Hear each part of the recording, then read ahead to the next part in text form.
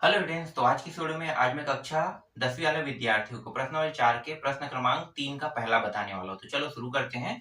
तो देखो, प्रश्न क्रमांक 3 का जो पहला प्रश्न है ये है 2x वर्ग माइनस 10x प्लस के बराबर 0। तो यहाँ पे हमें k का मान ज्ञात करना है और k का मान किस स्थिति में ज्ञात करना है? वास्तविक व समान होने की स्थिति पर ज्ञात करना है। तो जब मैं इस प्रश्न को बना रहा था तो उस समय वीडियो में कुछ ग्लिच आ गया, जिस वजह से कुछ फॉल्ट होने की वजह से इसे दोबारा बनाना पड़ रहा है। ठीक है, तो चलो मैं फटाफट बता देता हूँ। बहुत ही सरल और बहुत ही आसान प्रश्न है।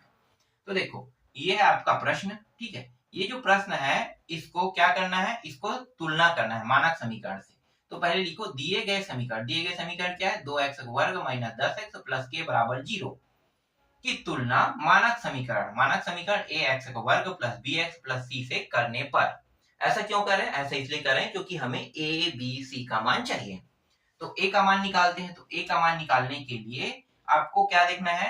जिसमें दो घात है ना, x के ऊपर दो घात है, उनको देखना है। तो देखो, x के ऊपर यहाँ भी दो घात है, यहाँ भी दो घात है, तो दोनों में दो घात है, तो दो घात वाले की तुलना दो घात वालों के साथ होगा। तो x के दो घात और दो घात यहाँ पे कट जाएंगे, तो बचेगा क्या? a और दो। तो a बराबर दो आ गया। सेम bx है ना, और माइनस 10x, तो x दोनों में कट जाएगा, बचेगा क्या? b और माइनस 10 बचेगा। ठीक, अब सी वाले में देखो x तो नहीं है ना, यहाँ पे कुछ भी नहीं कट रहा है, तो ये दोनों क्या होगा?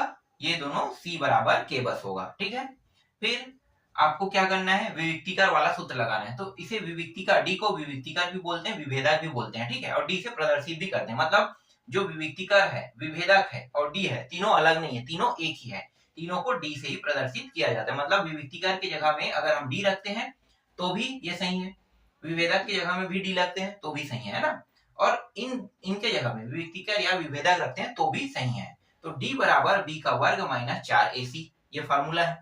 ठीक है, इसी फॉर्मूला में हम लोग मानों को रखेंगे। तो d बराबर b के जगह में माइनस 10, तो b के जगह माइनस 10 रख दिया, और इसका वर्ग है तो वर्ग करेंगे। फिर माइनस 4 दिया, 4 को जैसा वैसा रखेंगे। a और c के मान, a का मान ये और c का मान ये रख दिए, 2 गुणित के।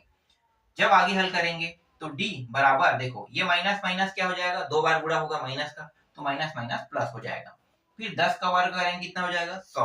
फिर माइनस 4 दूनी 8 और के, तो ये 8 के आ गया। ठीक है, अब यहाँ पे ये हल नहीं हो रहा है। ठीक है, अब आगे हल नहीं हो रहा है। जब तक कि हम यहाँ पे कंडीशन फॉलो नहीं करेंगे तब तक ये हल नहीं होगा। तो आप कंडीशन फॉलो कर लेते हैं। तो देखो, मूलों की प्रकृति वास्तविक व समान होने का, यही स्थिति कह रहे हैं ना, वास्तविक व समान होने। तो मूलों की प्रकृति वास्तविक व समान होने की दो स्थिति हो सकती है। ठीक है, दो स्थिति हो सकती है। पहली स्थिति, दिए गए समीकरण के मूल वास्तविक व समान होने पर d बराबर 0। तो ये बात आपको पता है ना कि जब वास्तविक व समान, ठीक है, जब वास्तविक व समान होता है तो d का मान जब हल करते हैं तो कितना प्राप्त होता है? 0। इसका मतलब d के जगह पे 0 रख सकते हैं। तो जहां पे d है वहां पे 0 रखेंगे। तो ये जो आपको दिखाई दे रहा है d, यहाँ पे साइड में हल कर देता हूँ, d दिखाई दे रहा है, तो d के जगह में कितना रखूंगा? इस डी के जगह देखो ना, यहाँ पे बता दो डी बराबर 0, तो डी के जगह में 0, तो ये रहा 0 मैंने रख दिया। फिर 100 है, फिर माइनस 8k, 8k को इस पार लेकर आ जाते हैं, तो ये माइनस से क्या हो जाएगा? प्लस हो जाएगा, और ये रहा 100। फिर k बराबर 100 बटा कितना होगा? 100 बटा, ये जो है 8 के साथ गुणा के रूप में, इसलिए दूसरे साइड के मान को क्या करेगा? भाग करेगा। तो ये भाग कर रहा है, कितने बार में कट रहा है? 2 बार में, और ये 25 बार में। तो k बराबर कितना आ गया? 25 बटे 2 यहाँ पे आ गया। ठीक है, ये तो पहली स्थिति थी, है ना। अब दूसरी स्थिति, स्थिति 2, फिर से वही लिखना पड़ेगा। दिए गए समीकरण के मूल वास्तविक व, अब इस बार क्या करेंगे? समान की स्थिति पे तो निकाल चुके हैं, इस बार इसको असमान लेंगे, असमान लेना है ना। तो दिए गए समीकरण के मूल वास्तविक व असमान, वर्तमान होने पर d, अब बराबर लेंगे क्या? बिल्कुल नहीं, d क्या होगा? 0 से बड़ा होगा, तो d बड़ा है 0 से होगा। ठीक है, ये लेना पड़ेगा। देखो, दोनों कंडीशन अलग अलग है। यहाँ पे डी का मान 0 नहीं हो रहा है, लेकिन यहाँ पे डी का मान 0 हो रहा है। ठीक है, तो चलो अब हल करते हैं। तो डी जो रहेगा, देखो यही जो निशान है, यहीं पे, जैसे यहाँ पे मैंने क्या किया था, डी बराबर 0, मतलब डी बराबर 0 रखा था और डी का पूरा मान यहाँ पे रख दिए थे ना। तो इस तरीके से आया था, रखे तो डी का मान ही रखे थे, ध्यान देना। डी बराबर 0 मतलब डी के जगह में ये, इसके बाद ये 0 रहा ही था। समझ में आ गया? इस डी के जगह में क्या रखें, देखो डी का मान क्या है, ये है। तो ये 100 माइनस 8 के आया था, समझ में आ गया। और इसके बाद क्या था, 0, यही था। सेम वही प्रक्रिया यहाँ भी लागू करेंगे, डी के जगह पे ये मान रखेंगे। तो डी का मान 100 माइनस 8 की, ये निशान है वैसे ही रखेंगे और 0 को पीछे में रख देंगे। समझ में आ गया? अब ये जो माइनस 8 के है उसको मुझे उस पार ले जाना है, ठीक है, उस पार। तो सेम बराबर की तरह ये जो निशान है, ठीक है, जिसे आप क्या कहते हो, बड़ा छोटा का निशान कहते हो। हालांकि ये बड़ा छोटा नहीं है, ये दोनों एक ही है, बड़ा कहो या छोटा कहो। इसे पढ़ते कैसे, देखो 0 से बड़ा ये जो मान है ये है, ठीक है, ऐसे पढ़ते हैं 0 से बड़ा, ठीक है। एक को लेस देन कहते हैं, ग्रेटर देन कहते हैं। लेस देन उस साइड निशान होता है तो कहते हैं, ग्रेटर देन इस साइड निशान होता है। तो आपको जब भी पढ़ना है तो जिस साइड मुंह खुला रहेगा उसे आपको बड़ा बताना है, और पीछे वाले को जिस साइड, देखो ये सिकुड़ा है ना, उस साइड को आपको छोटा बताना है। तो छोटा कौन है, ये जो मान है इससे छोटा 0 है, या ऐसे भी कह सकते हो 0 से बड़ा है, इस तरीके से। ठीक है, तो आप जैसा चाहो ऐसा पढ़ सकते हो। तो ये 100 रहा, यहीं पे रहने देते हैं। ये निशान ऐसा 100 के साइड लग जाएगा, उसको उस पार भेज देते हैं। तो ये हो जाएगा माइनस से प्लस 8 की, ठीक है। के जो है यहीं पे रहने देते हैं, सेम प्रक्रिया। के को इस साइड लेकर आएंगे तो क्या करेगा, भाग करेगा। तो ये हो जाएगा 2 बार, ये 25 बार में कट गया, तो 25/2 के। तो के का मान कितना आ गया, 25/2। के को इस पार रख लेते हैं, पलट दो। तो देखो पलटेंगे तो के क्या था, छोटा था ना, किससे, 25/2 से। तो के छोटा ही रहेगा। देखो ये देखो, ये इसके टिप को देखो, इसके टिप को देखो, है ना पीछे, और ये 25/2 की तरह देखो खुल रहा है, मतलब क्या है, के से बड़ा 25/2 है। ये रहा आपके दोनों कंडीशन के उत्तर। क्लियर हुआ ये प्रश्न? अब अगला देखो, दूसरा प्रश्न है। ये प्रश्न अगर समझ में नहीं आया होगा तो दूसरा से समझ जाना। दूसरा प्रश्न क्या है, के एक्स का वर्ग माइनस 5x। चलो यहीं पे रख देते हैं, इसको पूरा मिटा दो। के एक्स का वर्ग माइनस 5x प्लस के बराबर 0, ठीक है।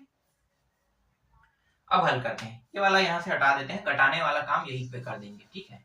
ये वाला मान यहाँ पे रखेंगे तो एक ही चीज कटेगा। तो देखो वर्ग और वर्ग वाला कट गया, बचेगा क्या, यहाँ पे a के जगह पे k आएगा, ठीक है।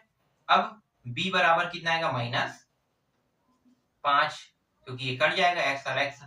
फिर c के जगह में फिर से k आ जाएगा, ठीक। अब मानों को रखेंगे, चलो अब मानों को रख दो।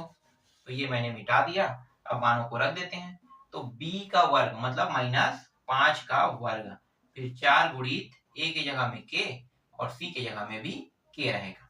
आगे जब इसे हल करेंगे तो माइनस माइनस प्लस हो जाएगा, और 5 का वर्ग मतलब 25, 4 k का वर्ग, इस तरीके से, ठीक। तो ये मान हमें d के जगह में प्राप्त हो रहा है। तो d बराबर ये पूरा मान प्राप्त हो रहा है।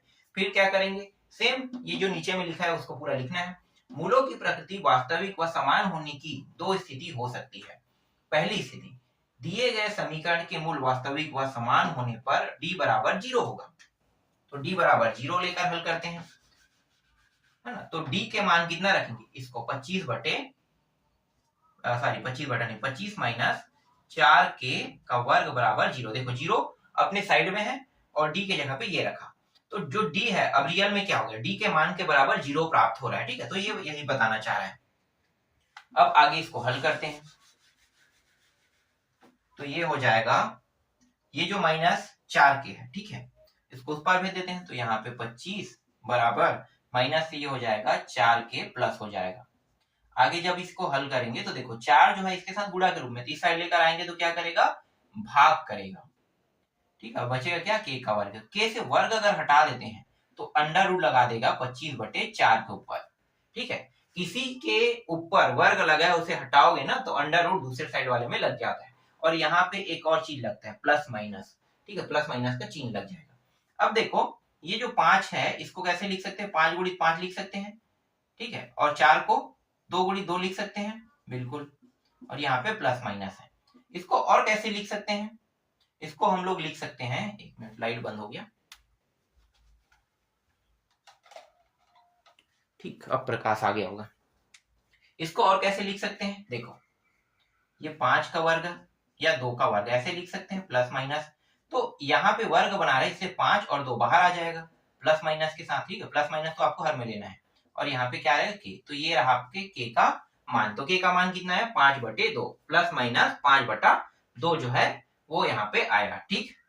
अब दूसरी स्थिति देखो, स्थिति 2, दिए गए समीकरण के मूल वास्तविक व समान समान नहीं असमान होने पर डी बड़ा है किससे? 0 से, ठीक है। तो डी बड़ा है 0 से, तब डी के जगह पे क्या रखेंगे?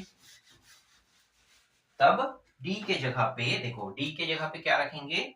ये वाला मान है ना। तो 25 - 4 के का वर्ग बड़ा है 0, इस तरीके से। इसको उस पार भेज दो। किसको भेजना है? माइनस वाले को। तो 4 के का वर्ग उस साइड चला जाएगा। उसके बाद 25 और ये 4, सेम सेम प्रक्रिया यहाँ पे जो लागू है वही सेम यहाँ पे लागू। 25/4 फिर ये के का वर्ग। अब आपको पता है के से वर्ग हटा देंगे तो क्या हो जाएगा? अंडर रूट यहाँ पे आ जाएगा प्लस माइनस के साथ, और ये रहा के। आगे जब इसे हल करेंगे तो कितना प्राप्त होगा? सेम टू सेम हो रहा है ना। तो 5/2 लिखो प्लस माइनस के साथ, और ये रहा के, और ये निशान इस साइड राइट रहेगा। तो इस तरीके से आपके दोनों उत्तर, देखो दोनों कंडीशन के साथ दोनों उत्तर जो निकालना था वो यहाँ पे प्राप्त हो गया, ठीक है। इस तरीके से ये जो आपका दूसरा प्रश्न है वो भी बन गया। चलो अगला देखो, तीसरा प्रश्न क्या है? 2x का वर्ग, 2x का वर्ग, तीसरा का तीसरा। उसके बाद क्या है?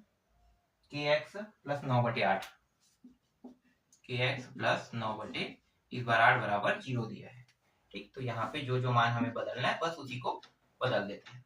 तो यहाँ पे k के जगह पे कितना, k के जगह नहीं, यहाँ पे a के जगह पे कितना आएगा? देखो ये और ये कट गया तो सीधा 2 लिखो, ये x कट गया तो ये k आ गया, और c के जगह में 9/8 आ गया।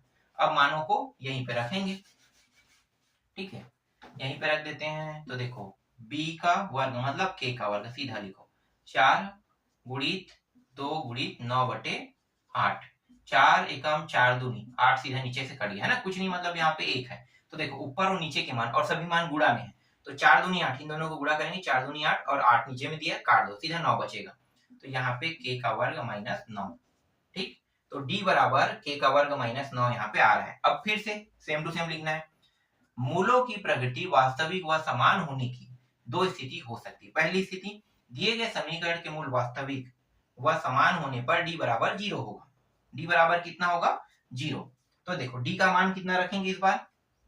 d बराबर 0, मतलब d के जगह में k का वर्ग -9 बराबर 0। अब इसको आगे हल कर लेते हैं, तो ये वाला पूरा मिटल जाएगा, इसके जगह में नया हल होगा।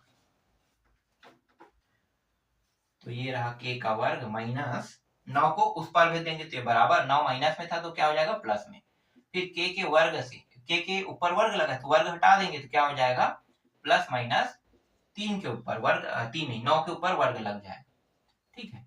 अब k बराबर प्लस माइनस, इसको और कैसे लिख सकते हैं? 3 का वर्ग लिख सकते हैं, या 3 गुणित 3। तो ये क्या कर रहा है? जोड़ा बना रहे, इसलिए 3 जो है बाहर आ जाएगा। तो k का मान कितना प्राप्त हुआ? +-3 प्राप्त हुआ, ठीक है। अब स्थिति 2, दूसरे कंडीशन को देखो, दिए गए समीकरण के मूल वास्तविक व असमान होने पर d बड़ा है किससे? 0 से। तो इस बार d को बड़ा बताना है किससे? 0 से। तो d बड़ा है 0, तो d के जगह में ये मान रखेंगे, k का वर्ग -9 बड़ा है 0, ठीक है, इस तरीके से।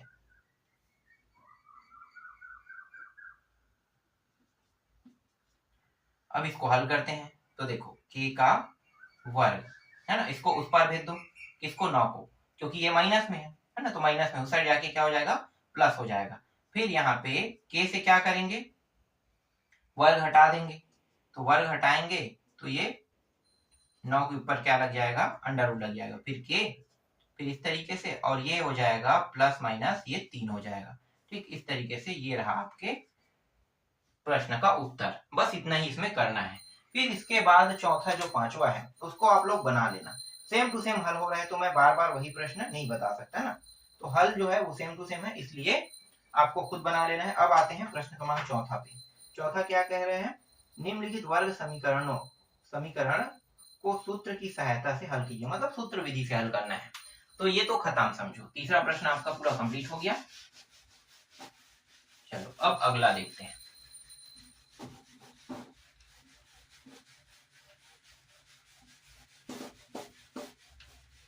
ये जो डस्टर है ना बहुत जल्दी खराब हो जाता है, फिर से मुझे इसे पूरा निकालना पड़ेगा, इसमें जितने भी इंक जमे हुए हैं उनको, अब फिर से अच्छे से साफ कर पाएगा बोर्ड को।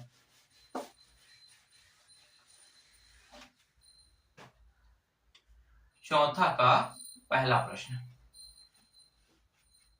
9x का वर्ग प्लस 7x माइनस 2 बराबर 0। तो इसको सूत्र विधि से हल करना है, ठीक है, सूत्र विधि। तो सूत्र विधि से अब यहाँ पे मैं वर्ग समीकरण से तुलना करने वाला मैं यहाँ पे नहीं लिखता हूँ ना, दिए गए समीकरण की तुलना मानक समीकरण है ना, मानक वर्ग समीकरण से तुलना करने पर वो लिखते हैं, तो वो लिखने की जरूरत नहीं, सीधा ए बी सी लिख देता हूँ। आपको तो पता चल गया है ना कि होगा क्या, तो डायरेक्ट यहाँ से ए का मान निकाल लेते हैं। तो हल यहीं से शुरू कर लेते हैं। हल ए बराबर 9 निकलेगा, बी बराबर प्लस 7 निकलेगा और सी बराबर 2 निकलेगा माइनस 2। ये तो पता है ना, क्योंकि ये कट जाएगा, ये कट जाएगा, तो 9 बचेगा, यहाँ पे 7 बचेगा और यहाँ पे सी बराबर 2 आएगा माइनस 2। तो जो यहाँ पे आने वाला है मैं पहले ही लिख देता हूँ, ठीक है। बाकी जो फॉर्मेलिटी है उनको आप लोग कर लेना। क्या लिखना है आपको, दिए गए समीकरण, ये जो समीकरण है की तुलना मानक वर्ग समीकरण ax वर्ग प्लस bx प्लस c से करने पर ये आप लोग लिख लेना। तुलना करोगे तो कटने के बाद जो मान आएगा वो abc का मान रहेगा, ठीक। अब सूत्र विधि से हल करने के लिए कहें तो चलो सूत्र विधि का सूत्र पहले मैं आपको बता देता हूँ। सूत्र विधि से हल करेंगे तो x बराबर minus B plus minus B का वर्ग माइनस 4ac और 2a, ये है सूत्र विधि का सूत्र, ठीक है। यहीं पे क्या करना है, इन मानों को रखना है। तो 9 a के जगह में, b के जगह में 7 और c के जगह में माइनस 2 रखेंगे। तो चलो अब हल करते हैं। तो ये b है और आगे में क्या दिया माइनस, तो माइनस जो है सूत्र का माइनस है, तो माइनस को तो लिखना ही पड़ेगा। फिर 7 ये रहा, ठीक है।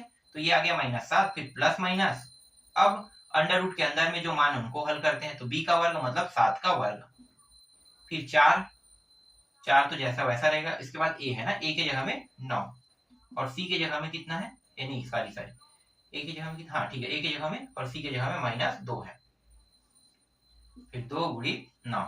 अब हल करते जाना, सभी के मानों को रख दिया, ठीक है। हल करते हैं तो माइनस 7 फिर प्लस माइनस, सबसे पहले अंडर रूट के अंदर को 37 37 49 हो गया, फिर ये माइनस और माइनस गुणा होकर क्या हो जाएगा प्लस, और 9 चौक 36, 36 दूनी कितना होता है 72, 72 आ गया, और नीचे का 9 दूनी 18, फिर ये माइनस 7 प्लस माइनस, इन दोनों को जोड़ दो तो 7 नहीं 9 और 2 11 का 1 हासिल आई 1, 8 और 4 कितना हो जाएगा 12, 121 आ रहा है, फिर नीचे में 18 है।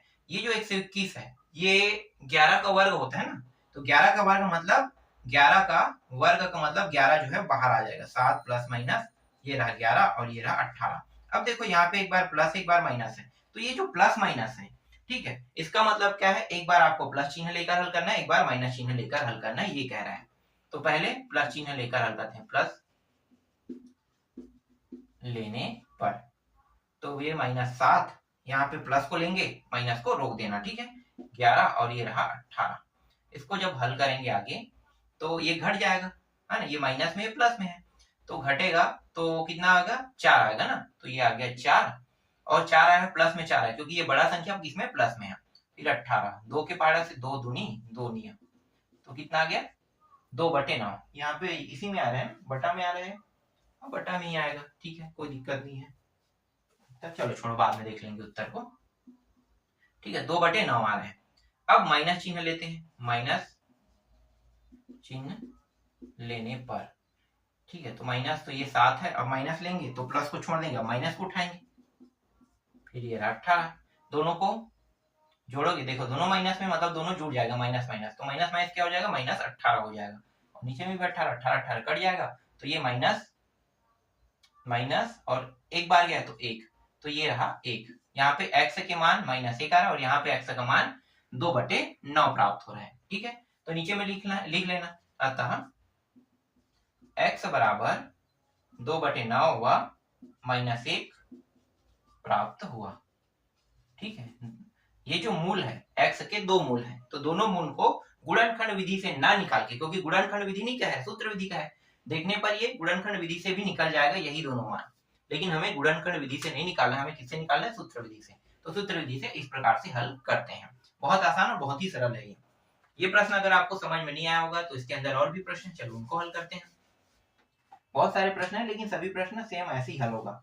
अब यहाँ पे पहला कुछ मैं पहला के बाद दूसरा छोड़ देता हूँ, तीसरा चौथा है ना, ये सब ऐसे ही हल हो जाएंगे। चौथा, पांचवा, छठवा, सीधा सातवां पे आते हैं। सातवां थोड़ा सा अलग है ना, तो सातवां को हल कर लेते हैं। चलो सातवां क्या है, सभी प्रश्नों को बताने की जरूरत तो नहीं है, बहुत ही आसान है, बस आपको प्रैक्टिस करना है। बाकी जिन प्रश्नों को मैं छोड़ा उनको आप लोग बना के देखना। मैं इसमें टाइम वेस्ट बिल्कुल भी नहीं करना चाहता, क्योंकि बनाने के तरीके एकदम सेम टू सेम है। देखो अगर इस तरीके से दिया हुआ है तब आप इसको कैसे हल करोगे, 9x का वर्ग -4 बराबर 0 दिया हुआ है। ठीक है, तो इसको हल करने का एकदम सिंपल और सरल तरीका है। आप लोगों को पता है कि यहाँ पे क्या नहीं दिया है, x वाला नहीं दिया, x के घात, तो 0 गुणित x के घात को यहाँ पे बीच में क्या करना है, एंट्री कर देना है, मतलब रख देना है कि 0 के साथ अगर गुणा होगा तो इसका मान क्या आएगा, 0 आएगा। तो बस हमें a b c के मान को निकालने के लिए ऐसा करना पड़ेगा। तो यहाँ पे आपको क्या लिखना, दिए गए समीकरण की तुलना मानक वर्ग समीकरण से करने पर। तो जब करेंगे तो x x कट जाएगा, तो कितना आएगा, यहाँ भी 9 आ जाएगा, यहाँ भी 9 है ना, हाँ 9 आ जाएगा। ठीक है, b के जगह भी कितना आएगा, देखो x के साथ गुणा में मतलब x कट जाएगा, 0 बचेगा, तो b का मान 0। और c का मान कितना आ रहा है, देखो c यहाँ पे ये है, तो ये -4 आएगा। ठीक है, तो यहाँ पे abc का मान निकल गया। अब abc के मान को रख देते हैं सूत्र में।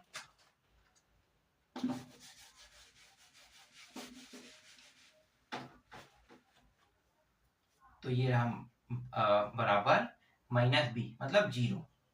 ठीक है, इस तरीके से प्लस माइनस b के जगह में यहाँ भी 0 आ जाएगा, क्योंकि 0 का वर्ग 0 ही होगा, तो 0 ही रख देते हैं। चलो 0 का वर्ग लिख दो, फिर 4 गुणित 9 गुणित -4, और ये रहा 2 गुणित 9। तो ये पूरा मान 0 हो गया, सिर्फ प्लस माइनस बस को लिखो। ये मान भी 0 हो गया, तो इसको लिखने की जरूरत नहीं, 0 का 0, तो ये माइनस माइनस क्या हो जाएगा, प्लस। ये हो गया 4 चौक 16 या फिर 9 चौक 36, 36 गुणित 4, तो कितना, 3 दूनी 60, मतलब 3 दूनी 6, 3 3 चौक 12, 120, और ये हो जाएगा 6 6 दूनी 12, 6 24 है ना। तो 6 के पहाड़ा कितने बार पढ़ना है, एक मिनट ऐसे ही देख लेते हैं। चलो 36 गुणित, मैं भी कंफ्यूज हो रहा था, थोड़ा क्लियर कर लेते हैं। 24 का 4, ठीक है, हासिल कितना आया, 2, 6 तिया 6 नहीं, अब 4 हो गया ना, 4 तिया 12, 12 13 14, 144 आ रहा है। ठीक है, इनका गुणा करने पर 144 और 9 दूनी 18। ठीक है, अब क्या करेंगे, फिर एक बार प्लस चिन्ह लेंगे, फिर एक बार माइनस चिन्ह लेंगे। तो प्लस चिन्ह लेकर हल करते हैं। तो देखो इसको अगर थोड़ा सा और आगे हल करेंगे तो ये कितने का होता है, 12 का वर्ग होता है, तो 12 प्लस माइनस और ये रहा 18। यहीं पे थोड़ा सा और हल कर दो, तो ये हो जाएगा 2 के पहाड़े में 9 बार में कट रहा है, और 2 के पहाड़ा में ये 6 बार में कट रहा है। फिर कट रहा है क्या, हाँ कट रहा है, 3 के पहाड़े में 3 दूनी और 3 तिया, तो 2/3 आ रहा है प्लस माइनस के साथ। तो जब प्लस चिन्ह लेंगे तो सिर्फ प्लस चिन्ह में x बराबर प्लस चिन्ह 2/3 बस आएगा। ठीक है, और जब माइनस चिन्ह लेंगे तो यही जो मान है, देखो यहाँ पे मैंने पहले ही इसे छोटा कर दिया, एकदम छोटा है ना, तो यहाँ तक तो छोटा हो चुके हैं, बस चिन्हों को लेना है। माइनस चिन्ह लेंगे तो x बराबर कितना होगा, -2/3 होगा। ठीक है, तो ये रहा इसके प्रश्न का उत्तर। तो इसके दो मूल, पहला मूल क्या है, 2/3 प्लस में, और दूसरा क्या है, -2/3 आ रहा है। तो इस तरीके से इनके प्रश्नों को मैंने हल कर दिया है ना, मतलब ये प्रश्न बहुत ही आसान था। चलो अब अगला देखो, इसके बाद सातवां के बाद देखना है हमें, आठवां थोड़ा सा टफ टाइप से दिख रहे हैं ना, तो आठवां को देखें। आठवां के बाद 9वां 10वां, ये सभी प्रश्न आसान है। आठवां को देखते हैं, आठवां अगर आपसे बन जाएगा तो समझ जाओ, और आठवां को तो मैं ही बता रहा हूँ, तो ज्यादा कुछ करने की जरूरत नहीं है, ये आसानी से बन ही जाएगा। आठवां कहाँ है अभी, ये रहा 3 करनी 3 x का वर्ग माइनस 10x माइनस 8 करनी 3 बराबर 0। ए की जगह में करनी 3 आ जाएगा, बी की जगह में माइनस 10 आ जाएगा और सी की जगह में ये पूरा मान माइनस 8 करनी 3 आ जाएगा। ठीक है, अब इन मानों को कहाँ पे रखना है, बस यहाँ पे रख देना है। तो इसको पूरा मिटा दो, ये वाला भी मिटा देते हैं क्योंकि यहीं पे प्लस चिन्ह के साथ हल करेंगे और माइनस चिन्ह के साथ यहाँ पे हल करेंगे। ठीक है, तो इसको हमने मिटा दिया। चलो अब हल करते हैं। तो देखो माइनस बी के जगह में कितना, पहले से यहाँ पे माइनस है और बी के जगह में कितना रखें माइनस 10, मतलब माइनस 10 ऐसा। ठीक है, कोष्टक में कर लेना क्योंकि ये सूत्र का माइनस है और ये बी का मान है। ठीक है, तो बी के मान को रख रहे हैं माइनस 10 है, फिर प्लस माइनस, फिर यहाँ पे माइनस 10 और इसका वर्ग, फिर 4 गुणित ए की जगह में करनी 3 और सी की जगह में माइनस 8 करनी 3, ये भी गुणा में है। ठीक है, इस तरीके से फिर 2 गुणित करनी 3, सभी के मानों को रख दिया। अब देखो माइनस माइनस गुणा होकर क्या हो जाएगा प्लस, तो ये 10 आ जाएगा, फिर प्लस माइनस, फिर ये हो जाएगा माइनस माइनस प्लस है ना, और 10 का वर्ग मतलब 100, फिर माइनस और यहाँ भी माइनस, फिर प्लस हो जाएगा गुणा होके, है ना। तो 8 किया 24, ये आ गया 24 और करनी करनी गुणा होके क्या हो जाएगा, सिर्फ 3 आएगा। कैसे आएगा आपको पता चल गया होगा, जिसको ज्यादा डिटेल से बताने की जरूरत नहीं है। ठीक है, 2 बार अगर करनी का गुणा होता है तो दोनों गुणा के रूप में एक ही करनी में आ जाता है। तो जोड़ा बना दिया, जोड़ा बना लिया मतलब वर्ग बन रहा है, वर्ग बन रहा है मतलब ये बाहर हो जाएगा करनी से, तो उसे एक पूरा 3 लिखा जाता है। फिर ये 2 करनी 3, आगे इसको हल करते हैं। तो ये 10 प्लस माइनस 100 और ये 100 लिख लो चलो, और 24 दिया, 4 दिया 12 का 2 और 3 दूनी 6, 1 7 72 आ रहा है। ठीक है, इतना ही आ रहा है, 20 दूनी 40 20 दिया 60, 4 दिया 12, ठीक है 72, फिर 2 करनी 3। अब देखो और कुछ हल हो रहा है क्या, इन दोनों को तो जोड़ना है पड़ेगा, पहले जोड़ देते हैं प्लस माइनस, और ये हो गया 172, फिर 2 करनी 3।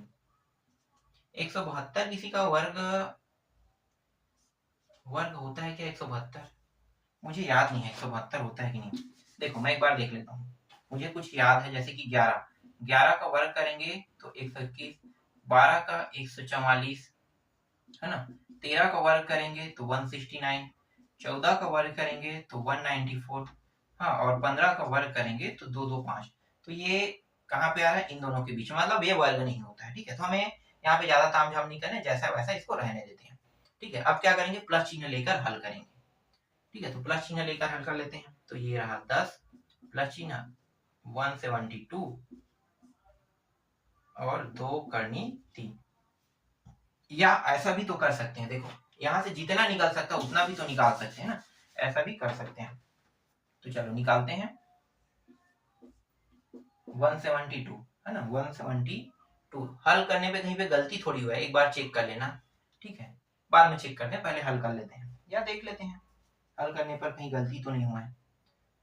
गलती होगा इसीलिए यहाँ पे 172 आया, वरना ये आसानी से निकल जाएगा। देखते हैं क्या हो रहा है, 8 देखो 4 हो गया है ना, 8 16, सॉरी यहाँ पे गलती हुआ है, तभी तो ऐसा गलती नहीं करना है भाई, मैं 3 ही बार गुणा कर रहा था, ये 4 बार है। तो 8 के जो है अचोक 32, ये 32 हुआ है, फिर गुणित 3, तो 32, 3 दूनी 6 हो गया और ये 9 हो गया। ठीक है, 96 आ रहा है, अब सही है, यहाँ पे गलती हो गया था।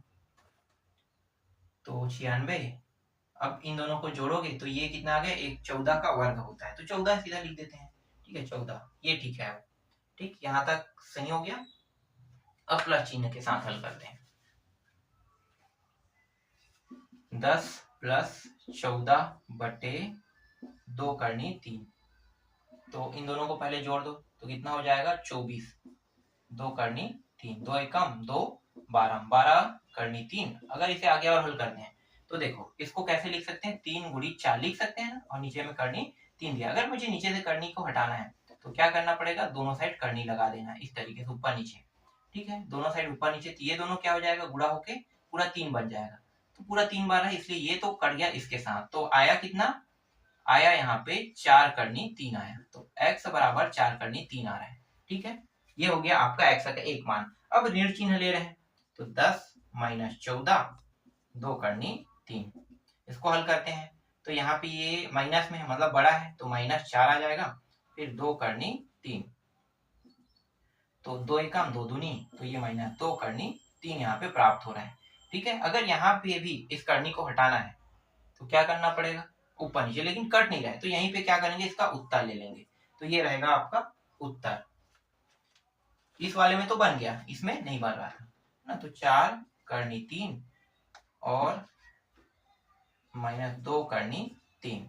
ठीक है, ये क्या हो गया, ये आपके प्रश्न का उत्तर है। तो सूत्र विधि से इस प्रकार से हल करते हैं। जैसे मैंने यहाँ पे थोड़ा सा गलती कर दिया था ना, गलती कहाँ पे किया था, इसको 3 मान के गुणा कर दिया था, ये 4 है, ठीक है, इसका गुणा इसके साथ कर दिया था, ये वाला मैं छोड़ दिया था, तो 8 ये 24 कर दिया था ना, लेकिन यहाँ पे इसका गुणा इसके साथ होता है, नंबर का गुणा नंबर के साथ, तो इसको 3 समझ लिया था, तो ये गलती हो गया था। ऐसा गलती नहीं करना है, फटाफट हल आपको नहीं करना है, आराम से हल करना है। 8 चौक 32, सीधा 32 लेना है, फिर ये दोनों जो है वो दोनों जोड़ा बना रहे हैं, मतलब एक जोड़े तो 3 बाहर हो जाएगा, फिर आपको इस तरीके से हल करना है, फिर एक बार प्लस चिन्ह फिर माइनस चिन्ह लेकर हल करना है। इसी तरीके से इसके अंदर जितने भी प्रश्न दिए हुए उनको बना के देखना, जैसे मैंने बनाया है वैसे ही अगर आप बनाते हो तो सारे प्रश्न बन जाएगा। ठीक है, तो इस तरीके से ये प्रश्नावली 4 जो है पूरा कंप्लीट होता है। इसके बाद आपको अगले प्रश्नावली को मैं बताऊंगा।